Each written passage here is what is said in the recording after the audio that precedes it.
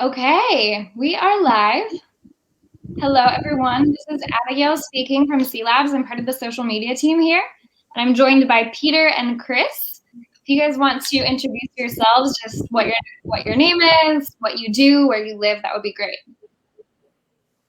Yeah, hi everyone.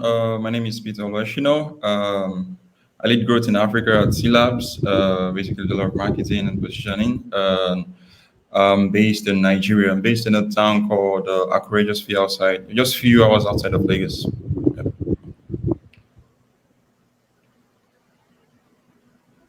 Okay. Awesome. Do you want to introduce yourself, Chris? Okay. So I'm Chris Annie.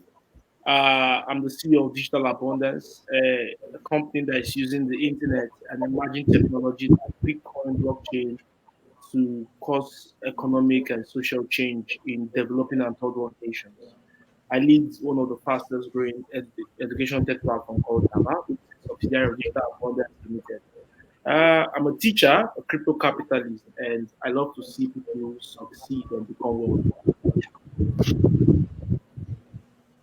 That's awesome. So I'm going to kind of kick out this conversation just by saying, obviously, crypto is a fast-growing field all around the world, and everyone are scrambling to try and educate themselves as much as possible, right? So I was wondering from you guys, what does that education process around blockchain look like in Africa? And I know you're both based in Nigeria, so maybe providing some examples locally would be wonderful. Also, if we could mute our mics when we're not speaking, that'd be wonderful. Okay, who's gonna start? Peter. Yeah, you could go first. Okay, so blockchain education is already advancing. It's growing. In short, to say well, I think we're even short of core resource centers that pioneer blockchain education in Nigeria, and to an extent, it's growing. It's advancing. In 2016, I started leading blockchain technology education, even though my focus was on the wealth creation part of cryptocurrency. But the industry has actually grown beyond what it was in 2016. Because in 2016, you could hardly get an African guy, you could hardly see a Peter doing a video, you could hardly see a Louis doing a video teaching people about blockchain and cryptocurrency technology in 2016. But now we have them. We have WhatsApp groups, we have Telegram groups, we have Facebook programs going on. Look at what Tello is doing today, and the industry is growing. So it's becoming big and getting bigger daily. That's awesome. And I believe that you are doing work with the Daba School. Is that right? Do you want to give us a little bit more context on what that is? Okay, so Dapple School is a full online education platform where our goal is to give people financial freedom using digital skills and of course high income skills. And in short, in 2020, 2021 so far, our highest selling program or course has been our crypto focused program. Because you see, crypto is one of the core problems in Africa today is poverty. There's Africa doesn't have a problem with even health challenge like that. The root of everything is still in poverty. Africa doesn't have even a crime problem for me, because the root problem of still that crime, everything is still rooted in poverty. And I believe that an economy that is prosperous like this, an economy where young people are acting, sure, what Daba has been doing is that we see young people, we equip them with high income skill, digital skill, and they now have something that they could use with their phone, with their laptops, and be more productive. When a young person in Africa is shown the wealth resource on the internet, he won't think of stealing. He won't think of committing crime. His body will be busy doing something. Look at what we're doing today with the hotel open.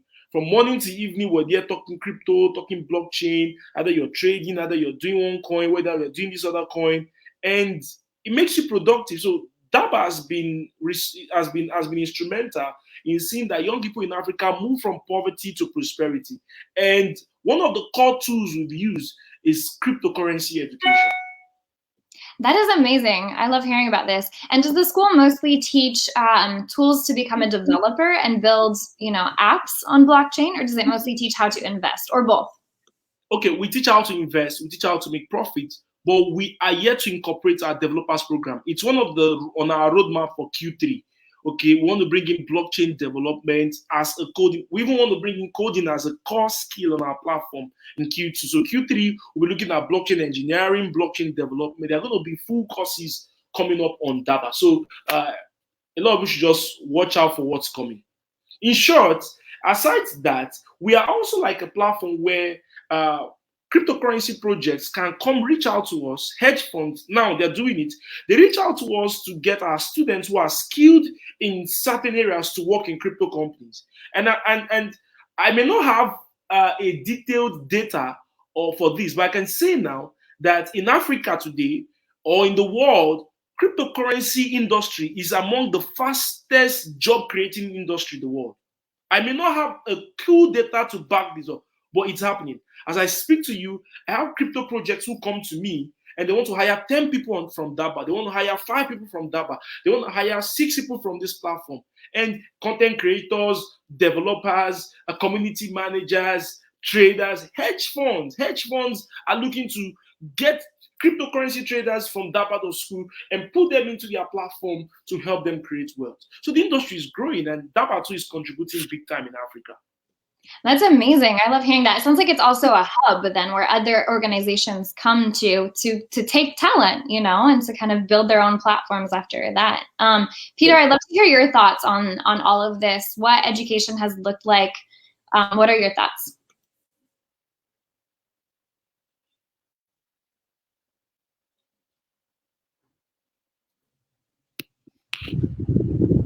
Yeah.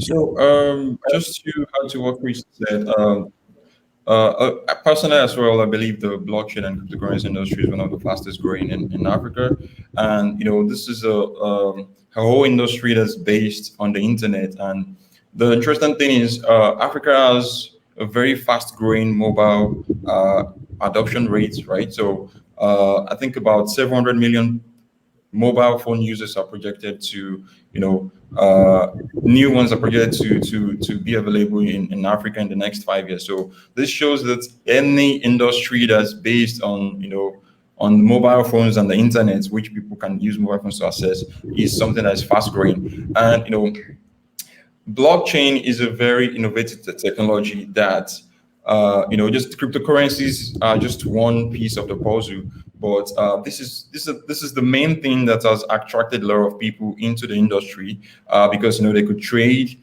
they can access the market 24/7 and trade and make profits of that. But then a smaller proportion of these people are going into blockchain development, and they are creating amazing applications. On a daily, I get at least one message about, oh yeah, I created this blockchain app. Could you help me review? What do you think? And this just shows how amazing a lot of people are adopting this technology and building great Web3 applications on this.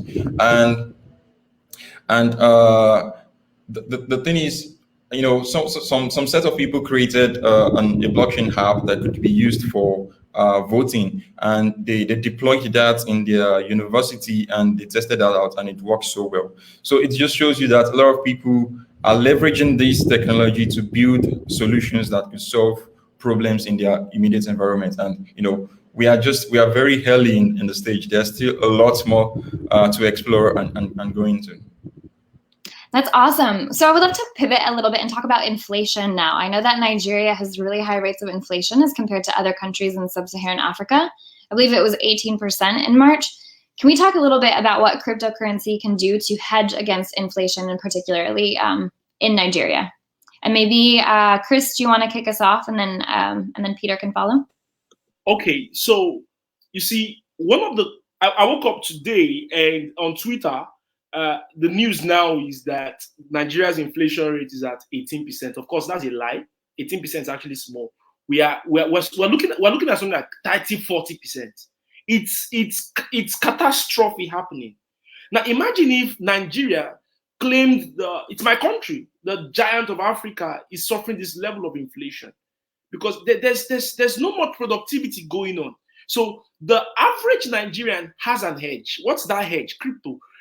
Today, we've seen crypto do 3x, 4x. Let's use Bitcoin, for instance, in the past 2-3 months. That's something like saying The money in the bank is becoming useless. The fiat system is failing. The number of money printed in the US, for instance, in the last 1 year is almost the entire or the same market cap of of the entire cryptocurrency market. What does that tell you? So if you're going to hedge against inflation, it's crypto.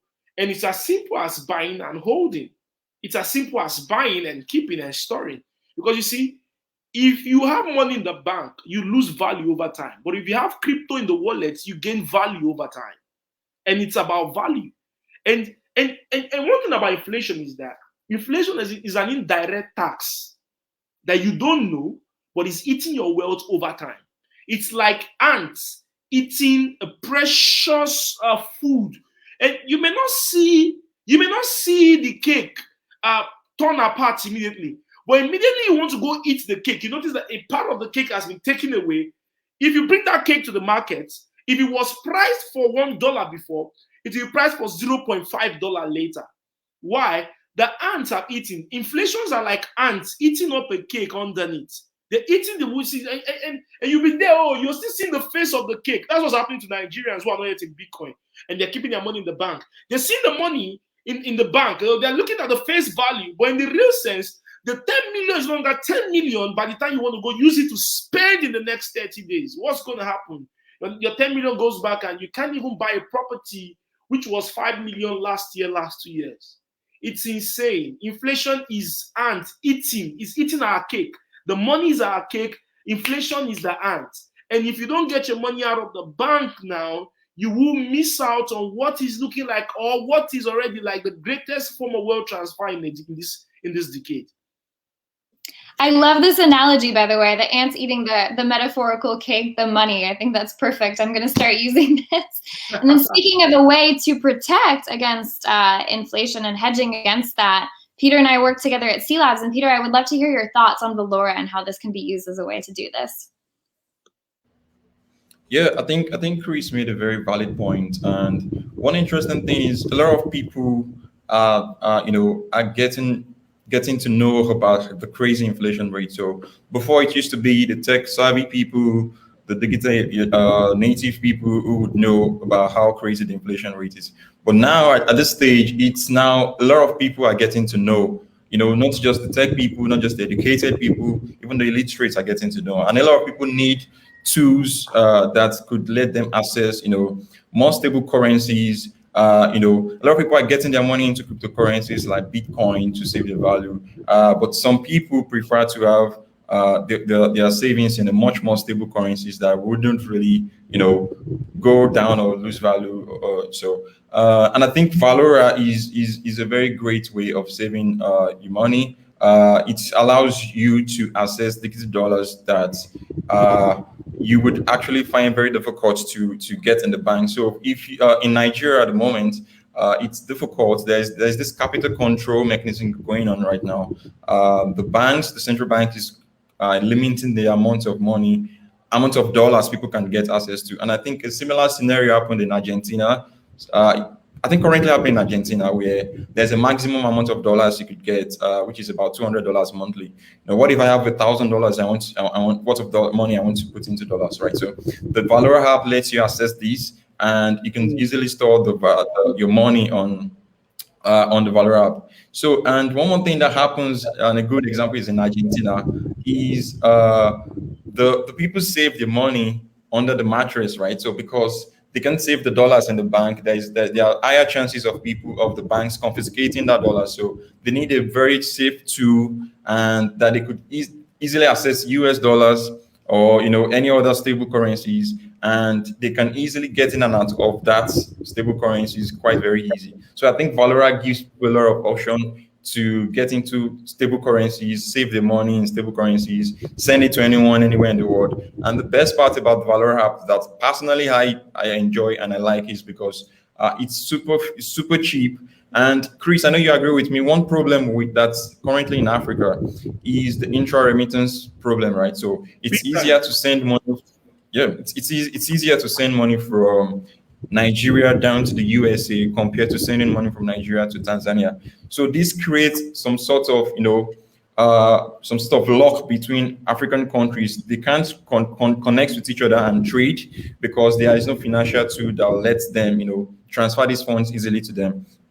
So I think Valora could be a tool that could unlock the economic potential for Africa because someone in Burkina Faso, which is a French-speaking region, I know they probably used a different financial tool over there, can get money into Valora and send it down to someone in Ghana, which is an English-speaking region, and it all happens very fast and easy.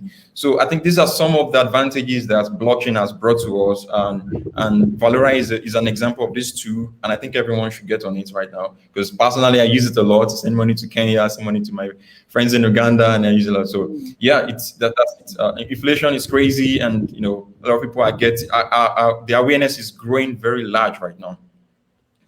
That's awesome. And this is actually a perfect segue into my next question, because I wanted to ask about sending money within Africa to neighboring African countries and why that process is so difficult. Why is it not easy to send money from Nigeria to Tanzania to Uganda? And what do people currently do to try and get around that? I know that Valora is obviously a perfect way to do it, but what are some other ways, do people do this right now? Okay. Should I answer that? Yeah, Chris. Okay, I think currently, okay, I like the fact that Valora is doing this, and my expectation would be for it to scale more to actually start, because this is actually the time. You see, like Peter said, there's this capital control going on in Africa. Some, I don't know how to call them, either oligopoly or whatever they call them, are in control of this thing, and they don't want I and the other party in another country to actually enjoy. Financial freedom is not about having a lot of money. Financial freedom is actually the ability to actually still spend the same money I have at any point in time. 2 years ago, I did a talk to about 5 African nations, and I can tell you that talk gave me a good hunger to promote cryptocurrency. I was in Benin Republic. So as I was going to Benin Republic, I was to go to Congo, Congo or Togo, from there to now go through the borders and enter into Ghana. Guess what? In all those 3 countries, I needed to start changing money. It makes no sense. It actually makes no sense. In a digital world today, where I will put ABCD on Facebook, and ABCD on Facebook is the same with ABCD in America, in Uganda, in Yugoslavia, in Brazil. And I will say these words: if the internet is speaking the same language, then we should have the same currency speaking the same language. That's what crypto is for. So there's no need.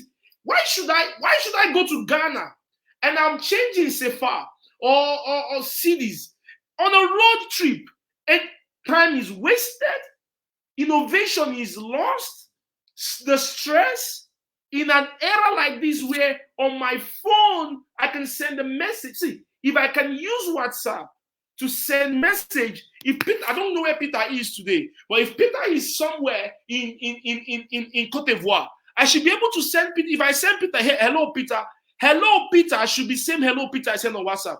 It should be the same thing with money. If I send $5 or 5 BNB or 5 Celo or 5 Bitcoin to Peter, it should be the same from Nigeria to Burkina Faso.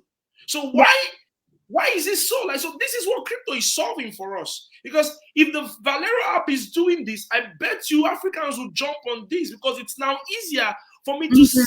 The problem in Africa is not whether we have money. The problem is we can have money and not be able to use that money when you want it. And that's why it's called economic freedom or financial freedom. Spend my money on the internet or all off the internet without the need of changing it via one bureau de change. And that's what this monster called crypto is coming for. It's coming for all kind of money exchanger held by central parties that have kept the economy down. Because see, let me tell you something. When money has free flow, economy will boom.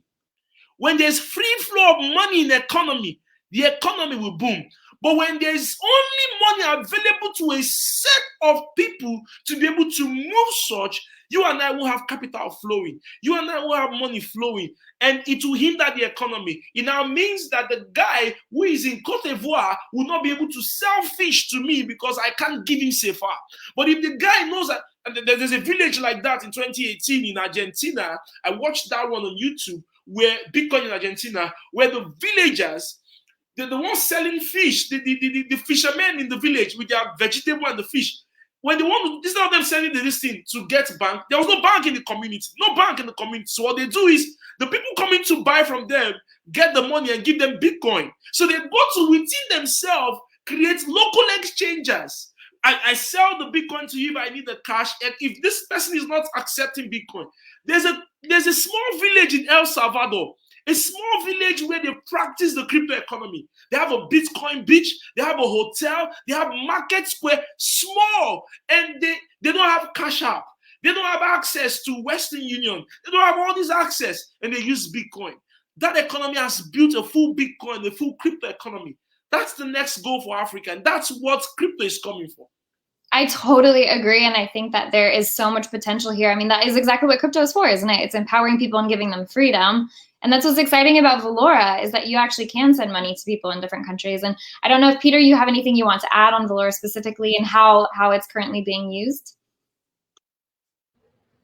Yeah, I think that was quite an interesting talk by Chris. Yeah, I think I agree as well. Crypto blockchain is here and it's creating a lot of benefits for a lot of people. And one extra feature about Valora that I particularly enjoy is the rewards. The rewards. So I think there's a rewards program currently running. It's been about for about 2-3 months, where if you have some amount of Celo dollars in your Valora, you get some Celo rewards. So I think about $10 to $20. I'm not exactly sure, but I think we would send that out later, and you can check that out. So a lot of people can not just save their money; they could also enjoy some sort of interest, so to say, on the money. Because one of the feedbacks I've gotten so far from having conversation with a lot of people is, I don't just want my money sitting down there. I want it to increase in value and make something for me. And this is why cryptocurrencies like Bitcoin makes a lot of sense to people, because if you look at it on the annual basis, or in a long term, it's always increasing the value compared to our traditional fiat currencies that keeps losing value due to inflation. So the rewards program on Valora has struck a chord with a lot of people, and they are so excited to not just saving dollars in a stable currency, but also earn something on top of that. So I think that's also an exciting feature as well. That's amazing. So just to kind of recap this conversation and all the amazing things that have been said, so we talked a little bit about education in Nigeria and what that looks like. And Chris, you shared about the Daba School that you started, and educating people to kind of learn more about how to invest in crypto and how to kind of protect themselves against inflation. And then we covered what Valora is and how it's an app that can be used to send money to other neighboring African countries, and how it can also be used to hedge against inflation, especially through the Celo rewards program. Just owning CUSD and then earning Celo is a great way to do that. As we kind of close off, I was wondering, Chris, and I think you might have frozen, but are you still there? I'm here. Okay, great. I was wondering, as we close off, this is kind of a funny question. If the Daba School were a movie character, what movie character do you think it would be? Wonder Woman. Hey! I love that. I asked my wife, Yes. I love that. So we're saving so great. African economy. That's perfect. That's perfect. I love it. Hey, and I love a good female lead, so I'm here for that. Well, thank you both of you for your time. It's been a really wonderful conversation, and I'm sure that we will be continuing it over the months to come. But I appreciate you taking the time, and we will talk again soon. Yes. Okay. When am I getting my USD? Hey, we can send you some. We'll send you some to play. How's that sound? All right. Okay. Bye. Thank you so much. Bye, everyone.